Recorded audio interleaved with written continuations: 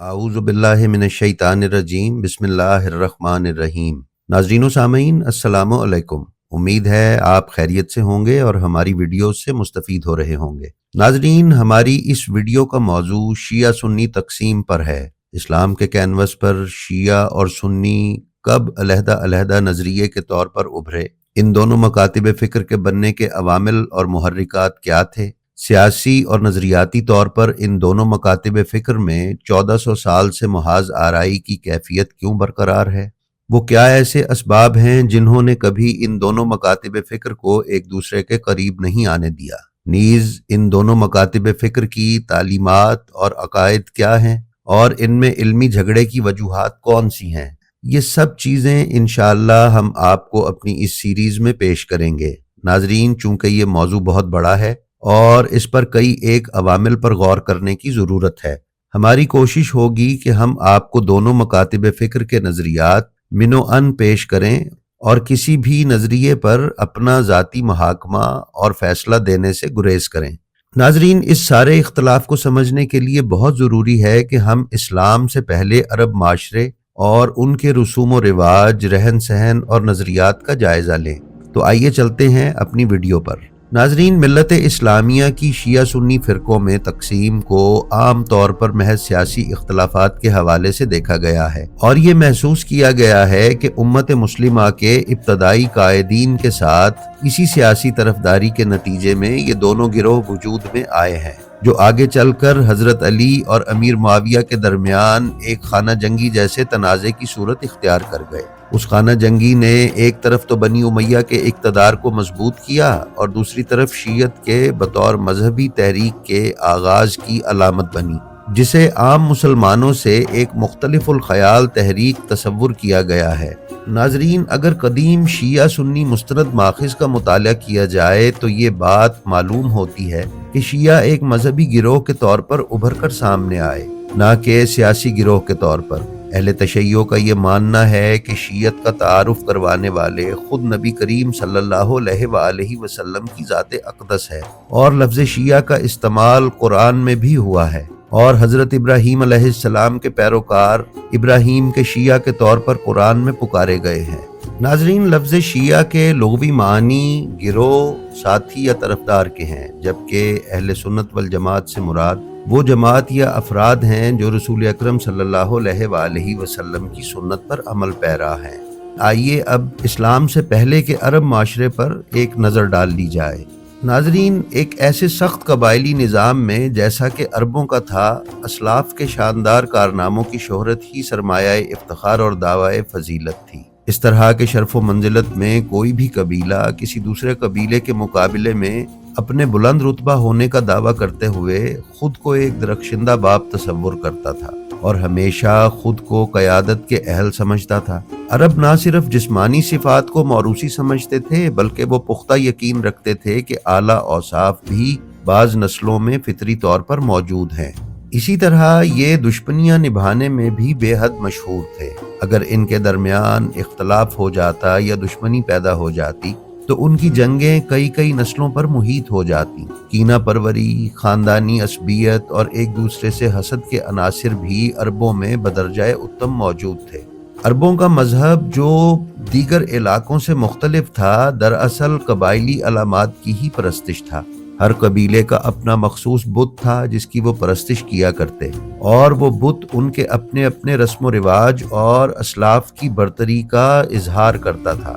مذہبی پیشواؤں کی کوئی منظم درجہ بندی نہ تھی، بلکہ مختلف عبادت گاہوں میں مختلف خاندانوں کے افراد ہی سرپرست ہوتے تھے۔ یہ موروثی منصب اگلی نسلوں میں منتقل ہوتا رہتا تھا، تاہم پورے عرب میں اہل قریش میں بنو ہاشم رتبے میں تمام قبائل سے افضل تھے، حتیٰ کہ عرب کے بادشاہوں کا مرتبہ بھی بنو ہاشم سے کئی درجے کم تر تھا۔ ناظرین، یہ وہ مختصر پس منظر ہے جس میں اب ہم آپ کو بنو ہاشم کے مقام و منزلت کا جائزہ پیش کریں گے، جو دونوں فریق یعنی شیعہ اور سنی کی معتبر کتابوں اور انگریز مصنفین سے بھی لیا گیا ہے۔ اہل مکہ یا مکہ سے دور دراز کے عرب علاقوں کے لوگ میلوں اور تقریبات میں، خصوصاً عکاظ کے میلے اور حج کعبہ میں شرکت کے لیے مکہ آتے۔ کعبہ تمام قبائل کا مرکزی مقام تھا۔ اس میں ہر قبیلے کا اپنا اپنا بت رکھا ہوا تھا۔ لیزلی ہیزلٹن کے مطابق سوائے چند بتوں کے باقی بتوں کی کوئی مخصوص شکل یا جسم نہ تھا۔ کعبہ کی تولیت یا سربراہی بنی ہاشم میں عبد الدار اور عبد مناف کے والد قصا کے دور سے ہی چلی آ رہی تھی، جو چلتے چلتے جناب ہاشم اور پھر جناب عبد المطلب کو منتقل ہوئی۔ عربوں کے حالات کا جائزہ لیا جائے تو معلوم ہوتا ہے کہ جناب عبد المطلب تک کعبے کی یہ قیادت اور اس قیادت کا اثر و رسوخ نہایت شاندار اور شاہانہ طریقے اور انداز سے بنی ہاشم کے پاس رہا۔ بنی ہاشم نے لوگوں کی خاطر مدارت اور تواضع سے عرب اور ارد گرد کے علاقوں میں خوب اثر و رسوخ اور احترام حاصل کر لیا تھا۔ یہ شاہانہ اثر و رسوخ ہمیں جناب عبد المطلب کے دور تک ملتا ہے۔ جناب عبد المطلب کے انتقال کے بعد ان کے پسماندگان میں ابو طالب اپنے والد کی اس منزلت کے وارث ہوئے۔ ابن خلدون نے لکھا ہے کہ خانہ کعبہ کا متولی ہونا ایک ایسا شاندار اعزاز تھا جو بنی ہاشم کو تمام عرب سے ممتاز کرتا تھا۔ یہ اعزاز اور مذہبی برتری بنو ہاشم کے علاوہ پورے عرب کے کسی خاندان کو حاصل نہ تھی۔ اسی اعزاز اور برتری اور قیادت کی وجہ سے بہت سے عرب قبائل بنو ہاشم سے حسد میں بھی مبتلا تھے، جس کا اظہار کھل کر آنے والے ادوار میں کیا گیا۔ کتاب تاریخ بنی ہاشم کے مصنف ارتضیٰ بن رضا نواز پوری نے بیان کیا ہے کہ رسول اکرم کے پردادا ہاشم اور عبد الشمس دو بھائی جڑواں پیدا ہوئے، اور بقول مولوی نذیر احمد کے ہاشم کے پاؤں کا پنجہ عبد الشمس کی پیشانی پر چپکا ہوا تھا، اور اس مضبوطی کے ساتھ چپکا ہوا تھا کہ اسے تلوار سے کاٹ کر جدا کیا گیا۔ اس کے باعث جو خون بہا، اس کے پیش نظر لوگوں نے یہ پیشین گوئی کی کہ ان کے درمیان خون ریزی ہوگی، لیکن تاریخ کے مطالعے سے یہ ظاہر ہوتا ہے کہ ہاشم اور عبد الشمس کے درمیان کبھی کوئی تنازع یا اختلاف پیدا نہیں ہوا۔ اس کے برعکس ہاشم کی فلاحی خدمات میں عبد الشمس نے بھرپور ساتھ دیا۔ البتہ عبد الشمس کے بیٹے امیہ نے خانہ کعبہ کی تولیت کے سلسلے میں اپنے والد کے بھائی جناب ہاشم کی مخالفت کی، لیکن ناکامی کی صورت میں 10 سال کے لیے جلا وطن کیا گیا اور ملک شام چلا گیا۔ اسی امیہ کے نام سے اس خاندان کا نام بنو امیہ پڑا۔ اسی خاندانی پس منظر اور معاشرتی رسوم و رواج میں حضرت محمد صلی اللہ علیہ وآلہ وسلم کی دنیا میں تشریف آوری ہوئی۔ رسول اکرم دنیا میں تشریف لائے تو یتیم تھے۔ والدہ اور دادا کی وفات کے بعد ان کے چچا ابو طالب نے رسول اللہ کو ان کے باپ کی سی شفقت اور محبت دی تھی۔ حضرت علی بچپن سے ہی رسول اکرم کے قریب ترین اور نزدیک ترین ساتھی تھے، کیونکہ رسول اللہ نے مکہ کے قحط کے دوران حضرت علی کی سرپرستی کی تھی۔ اس کے بعد رسول پاک نے ہجرت سے پہلے اور 2 بار مدینہ میں حضرت علی کو اپنا بھائی قرار دیا تھا۔ حضرت علی مردوں میں سب سے پہلے اسلام لائے تھے، جس طرح حضرت خدیجہ سب سے پہلے اسلام لانے والی خاتون تھیں۔ حضرت محمد صلی اللہ علیہ وآلہ وسلم پر پہلی وحی نازل ہونے کے 3 سال بعد رسول اللہ نے تمام بنی عبد المطلب کو جمع فرمایا اور ان کو اسلام کی تبلیغ کی، اور اپنے اس مشن یعنی اسلام کے پھیلاؤ کے لیے ان کی مدد اور حمایت چاہی۔ اس سلسلے میں صرف حضرت علی تھے جنہوں نے 13 سال کے ہونے کے باوجود رسول اللہ کو بڑے جوش سے اپنی حمایت کا یقین دلایا۔ پھر مواخات کا واقعہ پیش آیا جس میں رسول اکرم نے حضرت علی کو اپنا بھائی قرار دیا۔ اسی طرح 5 ہجری میں ذیقعد کے مہینے میں پیش آنے والی جنگ خندق میں حضرت علی کے عمر بن عبد ود کو قتل کرنے کے موقع پر رسول اکرم نے ارشاد فرمایا کہ علی کی ایک ضربت تمام ثقلین کی عبادت سے افضل ہے، یعنی تلوار کی وہ ضرب جس سے حضرت علی نے عمر ابن عبد ود کو قتل کیا، اسے رسول اکرم صلی اللہ علیہ وآلہ وسلم نے تمام کائنات کی مخلوقات کی عبادتوں سے افضل قرار دیا۔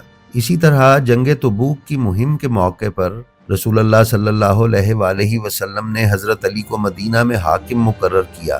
یہ وہی موقع تھا جب رسول اللہ نے ارشاد فرمایا کہ تم میرے لیے ایسے ہی ہو جیسے موسیٰ کے لیے ہارون، سوائے اس کے کہ میرے بعد کوئی نبی نہیں ہوگا۔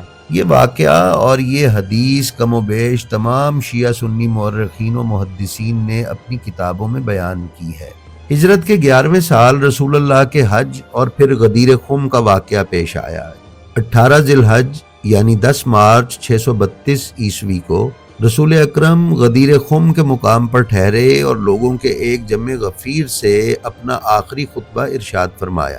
یہ واقعہ آپ کے وصال سے تقریباً 3 ماہ قبل پیش آیا۔ حضرت علی کا ہاتھ تھامتے ہوئے رسول پاک نے اپنے عقیدت مندوں سے پوچھا، آیا میں اختیارات اور ذاتی حیثیت میں باقی تمام ایمان لانے والوں سے برتر ہوں یا نہیں؟ مجمع نے بیک آواز ہو کر کہا، اللہ کے رسول بالکل ایسا ہی ہے۔ تو پھر آپ نے اعلان فرمایا کہ جس کا میں مولا ہوں اس کے علی بھی مولا ہے۔ اس واقعے کو امام احمد بن حنبل نے اپنی مسند میں، ترمذی، نسائی، ابن ماجہ، ابو داؤد اور باقی تمام سنی مصنفین نے لکھا ہے، حتیٰ کہ ابن عبدربہ نے اپنی کتاب عقد الفرید میں بھی اسے لکھا ہے۔ ناظرین، کتاب origin and early development of Shia Islam میں بیان کیا گیا ہے کہ جس وقت رسول خدا صلی اللہ علیہ وآلہ وسلم نے رحلت فرمائی، اس وقت آپ کی جانشینی کے متعلق یہ عام تاثر تھا کہ اس میں سیاسی اور مذہبی قیادت دونوں شامل ہیں۔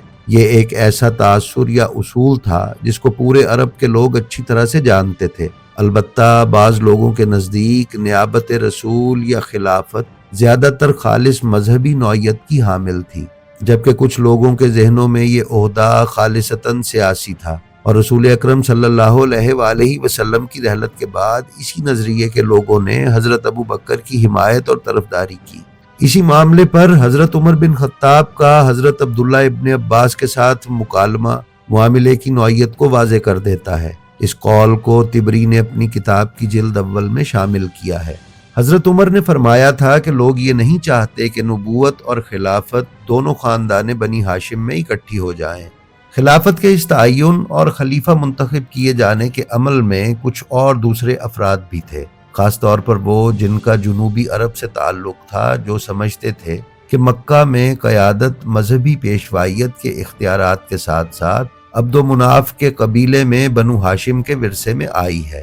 گو یہ اختیار اور اس عہدے کی شان حضرت عبد المطلب اور حضرت ابو طالب کے زمانے میں کچھ حد تک ماند پڑ گئی تھی، لیکن رسول اکرم صلی اللہ علیہ وآلہ وسلم کے نبوت پر فائز ہونے سے یہ اختیار اور اقتدار کئی گنا بڑھ کر دوبارہ بنو ہاشم کو حاصل ہو گیا تھا۔ ناظرین، یہ ایک ایسا شاندار قدرتی اختیار تھا کہ جس نے بنو ہاشم کو پھر سے پورے عرب میں ممتاز اور برتر کر دیا تھا۔ لہٰذا بعض صحابیوں کی نظر میں نبی پاک صلی اللہ علیہ وآلہ وسلم کے جانشین کا ایک سادہ اور منطقی انتخاب بنی ہاشم میں سے ہونا چاہیے تھا، اور ان کے نزدیک مسلمان معاشرے کے قائد کی جانشینی کا سارا مرحلہ ایک بہت ہی مذہبی اہمیت کا حامل تھا۔ ناظرین، شیعہ حضرات کے نزدیک خلافت خالصتاً ایک الہی عہدہ ہے، اور خلیفہ کا تقرر اور انتخاب خدا کے حکم اور قرآن کی روح سے ہونا چاہیے، جبکہ اہل سنت والجماعت کے نزدیک خلافت ایک سیاسی اور عوامی عہدہ ہے اور اسے لوگوں کی رائے اور بیعت یا ووٹ کے ذریعے حل کیا جانا ضروری ہے۔ جی تو ناظرین، ہمارا آج کا یہ حصہ یہیں تک ہے۔